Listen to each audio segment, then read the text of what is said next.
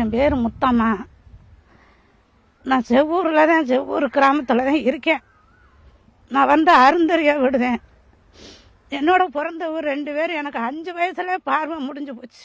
அம்மா பார்த்த வீட்டுக்குள்ள என் பார்வையை இழந்துட்டேன். ஆனால் இதுவரை எனக்கு உலகத்தில் என்ன நடக்குதுன்னு உலகமே தெரியாமல் இருந்து வாழ்ந்துக்கிட்டு இருக்கேன். அக்கா அம்மா 2 பேர் இருக்காங்க. 15 நாளாச்சு மழை பெஞ்சு வீடு இடிஞ்சு இதுவரை வந்து என்ன எதுன்னு எனக்கு கண்டுக்கிறாள்.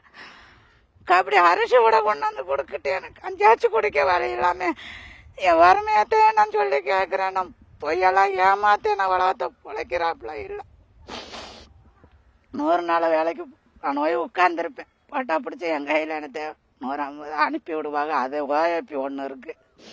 இதில் வாங்கிட்டே நான் நிர்வாகம் பண்ணிக்கிட்டு கடவுளை தான் எனக்கு வந்து நான் கும்பிடுற தெய்வம் வந்தேன். எனக்கு வந்து கையில் சுட்டு காலில் சுட்டுனாலும் நீ எப்படியா காய்ச்சி குடினேன்.